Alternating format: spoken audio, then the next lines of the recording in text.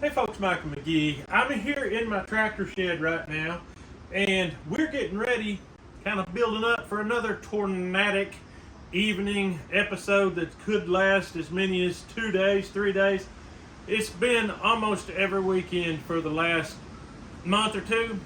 It's just like we get these cool spells, then we get these warm, humid environments that just breeds this high wind, and I mean it's blown literally roofs off and everything else. So I recently got a comment by somebody wanting to see how the grass is doing in my pig pasture where I revamped, and I'm going to try to use more of a grass eating pig throughout the next few years. And so I went up there and looked. It don't look the best. It don't look awful. In some places it looks really good, and then other places it doesn't look too good. So I'm going to put my seed spreader on. Basically what I want to do today is spread lime, fertilize, and more seed. Some of this is just going to wash down the hill depending on how big of a rain we got. Now I've been looking at the weather, and it's like 20%, 30% before we build up to the big one. So it's possible that we could get it melted into the ground before the big gully washer. That's what I'm hoping for. I just recently got this spreader. It is rated for 500 pounds. McGee can fit 700 pounds in it. And so I'm going to be spreading with that today instead of my walk along. Livingston had, I'm in Tennessee, Livingston had 2 places in town that sold these. And I've got a friend that's probably watching this video that works at Tractor Supply. I would have been glad to buy it from you. It was $200 more. This was cheaper, so I had to go with this. Co-op. So they call it Ag 1 Co-op now. So anyway, I bought it. I've used it one time. It worked great. I got to flip it up here, get it hooked onto this tractor. It's a little bulky. It's not the easiest thing in the world to handle, but it can be done. Here's the 3-point hitch part of it. I'm going to flip it over here like this. Now, stand it up. It's not extremely heavy, it's just kind of bulky. I'm going to get it too close so that when I lean it back, it'll line up.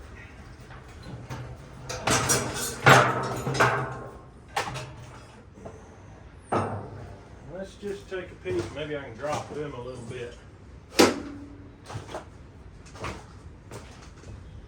Yeah, it's coming down. All right. My boys are off at work today, so I'm doing this solo. Got that one on. Drop a pin in it. Come around.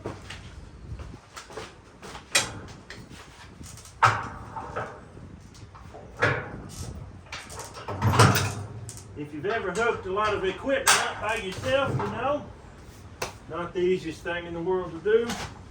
Before I hook the top arm up, I'm going to hook up my PTO shaft. That's hooked up now. This arm here. In order for it to get hooked up, I got to pick up the whole thing, and that can be fun. It's one thing to pick it up, it's another thing to hook it up when it's being picked up. This is where another person would really come in handy. Let's just see what McGee can do. Let's see.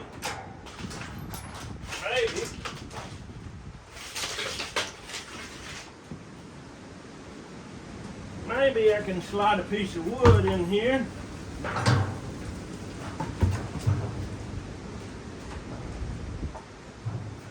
Let's just take a peek here at this. Oh yeah, that I can deal with. Use this to lengthen it a little bit, and I'll have it. Anytime you save yourself from getting your back straight, you've done good. Ha ha! I'm I'm hooked up, folks. I am ready to go.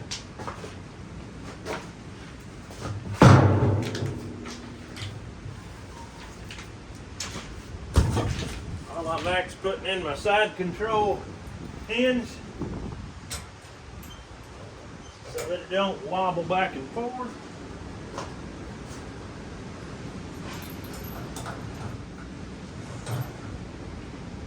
That wind's getting with it out there now. Let's get out there and spread this stuff.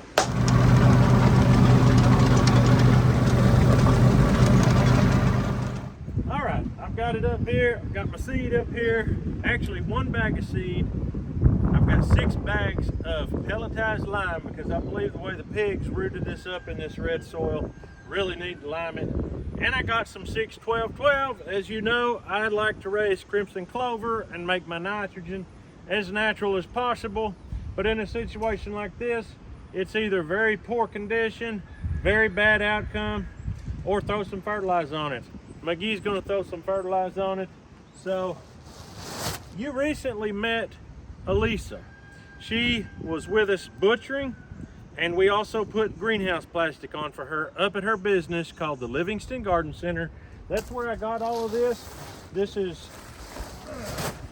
quality fertilized, quality lime, and really nice seed that is a pasture mix with grasses and clovers. So all total here, I've got 550 pounds. I'm gonna pour it all in and spread it all at the same time. You could make the argument that I won't get as accurate of distribution by putting it all together because the way it folds in. And that would be true because I'm not going to be able to mix it all perfectly. But in a situation like this, it really don't matter. A lot of it's going to wash down the hill anyway, so I want to make sure I get the majority up the hill and spread it along. Just basically try to coat everything good. That's the situation I'm in now, and I'll show you the grass, I'll show you the clover coming up here in just a second. But first, let's get this spread.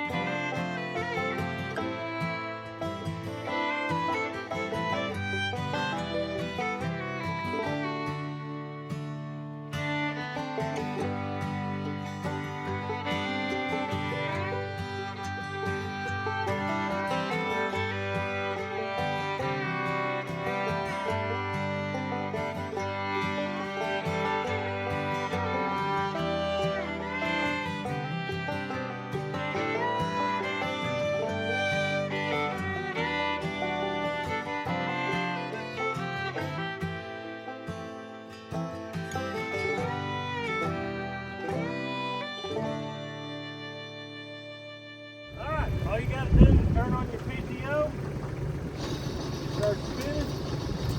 You can adjust how far it's going by how fast you idle your engine.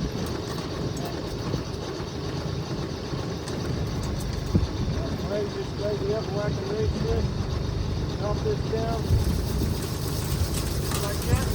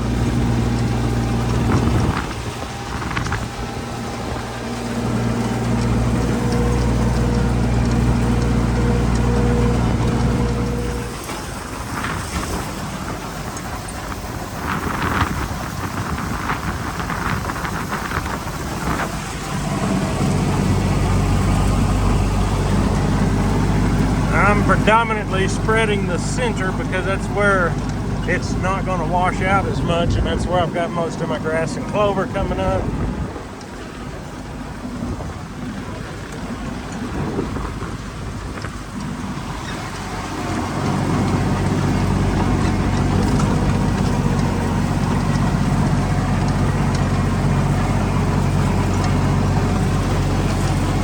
Place like that was rough, it held more of it.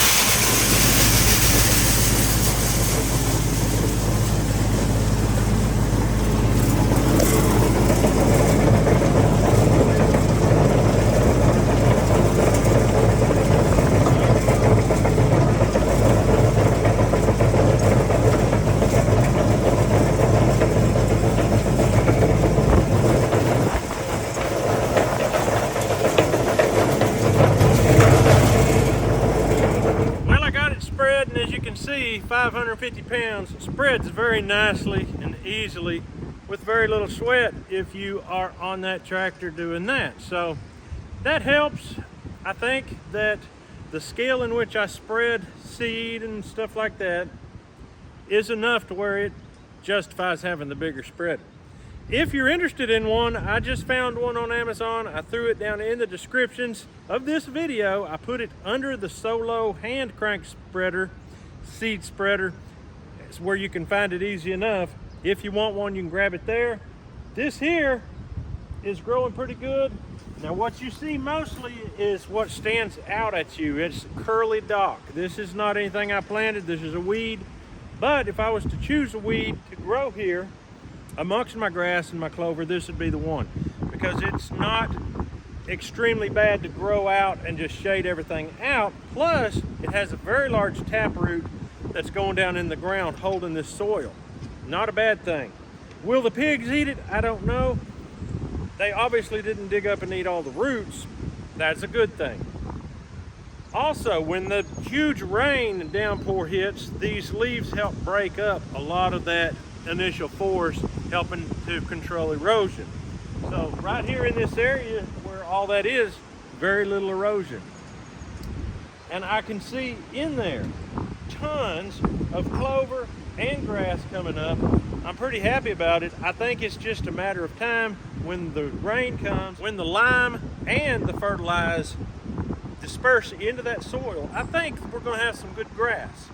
Now, if you're wondering about the piglets, the boar and the sow were put together. My friends that have them, the babies should be alive.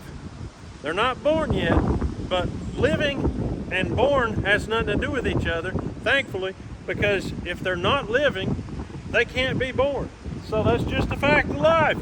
I'm excited to get them, have them weaned, get them in here. I'm hoping by the time that happens that we've got a better situation here with more grass and more clover for them to graze on, tender yet large enough to renew itself and to keep growing and not just die out. That's what we're hoping for. We've been receiving plenty of moisture, but at the same time we've had a lot of hot sun that's drying it out quickly as well. So that is one reason why a lot of this didn't come up. But I've got enough. I think it's going to work. All I can tell you is be watching the channel and the updates are going to flow. Maybe not as quickly as you want them to, but they'll flow. Well, folks, that's all I've got for you today. I hope you have a great day. We'll see you in the next video.